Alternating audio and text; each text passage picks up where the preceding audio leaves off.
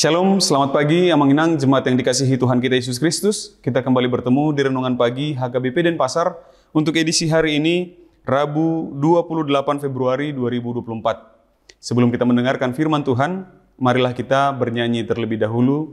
Kita bernyanyi.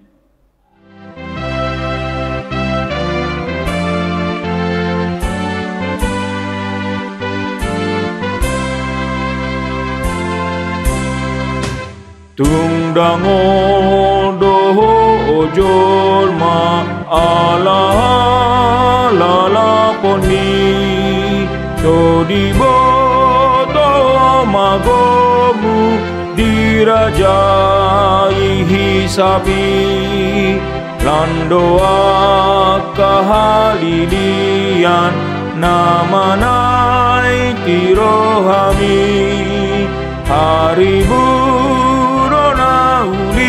ulion lalabo di horhoni idamai iasnai tungneang dola kami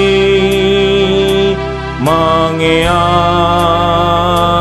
artai nang manggo hirohami ahamalabang ojolma nang diholunai magopodo di ujung na molo magoton dimi.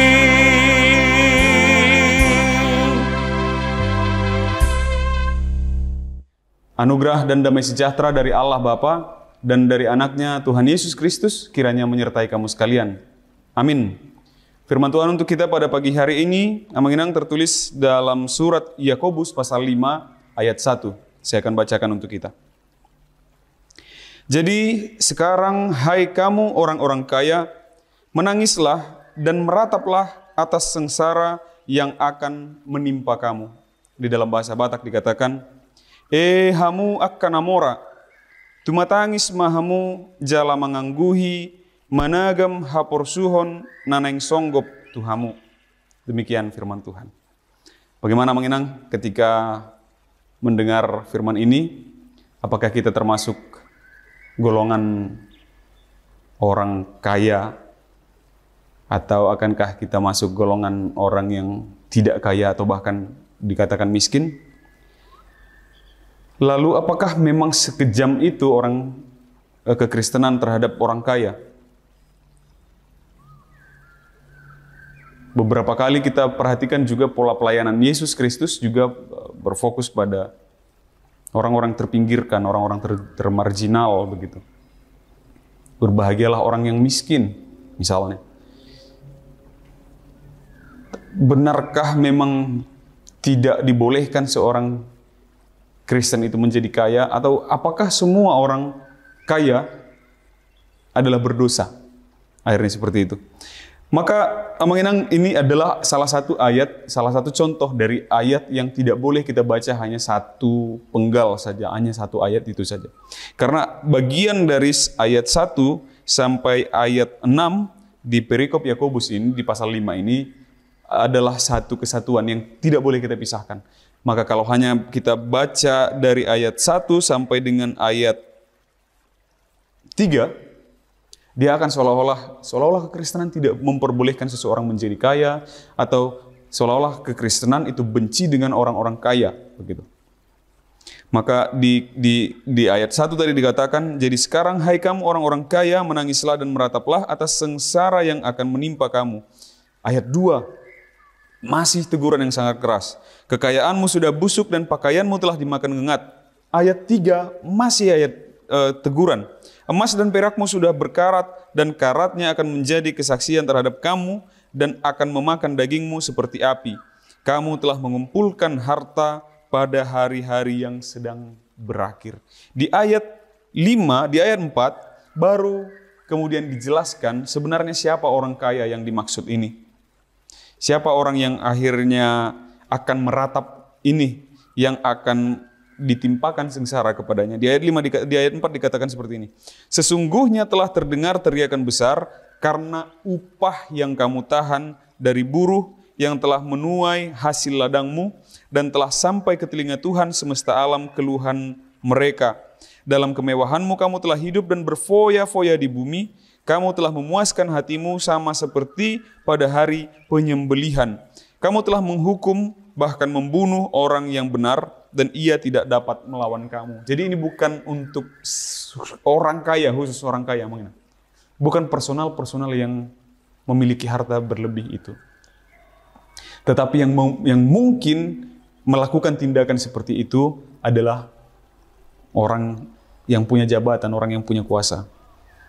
Entah ini termasuk juga golongan-golongan orang Kristen, atau apakah ini orang-orang non-Kristen, karena pada zaman itu memang orang-orang Kristen dibatasi untuk mempunyai jabatan dan untuk mempunyai harta kekayaan. Jadi ada kemungkinan ini bukan untuk orang-orang Kristen, tapi untuk orang-orang penindas, orang-orang yang punya jabatan, di mana orang-orang Kristen menjadi buruhnya, di mana orang-orang Kristen menjadi pekerja-pekerjanya, dan orang-orang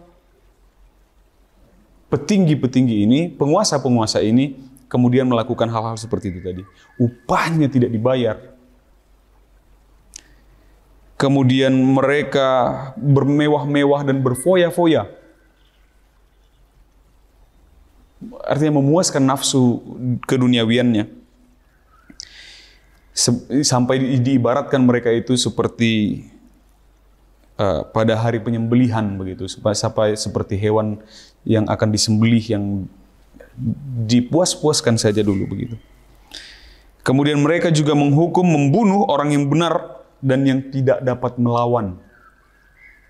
Orang-orang seperti inilah yang akan mendapat hukuman tadi. Merataplah atas sengsara yang akan menimpa kamu. Jadi kalau dikatakan pun tadi di ayat 1 itu, jadi sekarang hai kamu orang-orang kaya, menangislah dan merataplah atas sengsara yang akan menimpa kamu. Itu adalah untuk orang-orang kaya, pejabat, petinggi, yang punya harta pada saat itu, yang punya kekuasaan pada saat itu, yang kemudian melakukan penindasan. Maka ini tidak terlibat dengan jumlah harta, ini tidak terlibat dengan agama, tidak terlibat dengan status dan golongan, tetapi ketika kita menjadi penindas atas orang lain, ketika kita berlaku tidak baik pada orang-orang lain, ini yang dikatakan Yakobus kemudian, merataplah, menangislah atas sengsara yang akan menimpa kamu. Hartamu akan seperti ini, emasmu akan seperti ini. Kekayaanmu itu akan luntur. Maka tetaplah menjadi orang yang baik. Mau di posisi mana kita? Mau di dalam keadaan ekonomi yang seperti apapun kita. Mau di dalam status jabatan yang seperti apapun kita. Tetaplah menjadi orang yang berlaku adil, berlaku baik, menjadi sukacita bagi orang-orang di sekitar kita. Itulah yang dikehendaki Tuhan. Amin. Kita bersatu dalam doa. Terpujilah Engkau ya Allah, Bapa kami, atas segala anugerah-Mu yang kami alami di dalam kehidupan kami hingga pada saat hari ini. Terima kasih atas firman-Mu ya Bapa, yang mengingatkan dan menguatkan kami untuk tetap dapat bersyukur di dalam segala status keadaan kami, agar tetap dapat berbuat baik bagi orang-orang yang ada di sekitar kami. Berkati segala aktivitas kami sepanjang hari ini ya Bapa, agar dapat berjalan penuh sukacita dan kesehatan yang daripada-Mu. Di dalam nama anak Yesus Kristus kami berdoa dan mengucap syukur. Amin. Demikian renungan pagi kita untuk hari ini yang menginang. Sampai jumpa di hari esok. Selamat beraktivitas. Tuhan memberkati. Horas.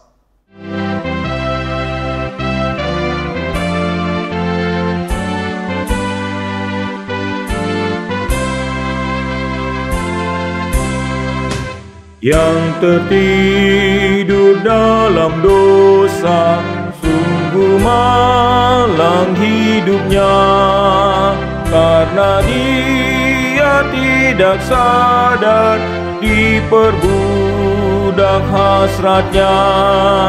Daya tarik duniawi yang menggoda hatinya, kenikmatan duniawi telah memikat jiwanya. Kekayaan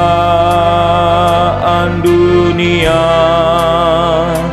memenuhi penuhi hatinya.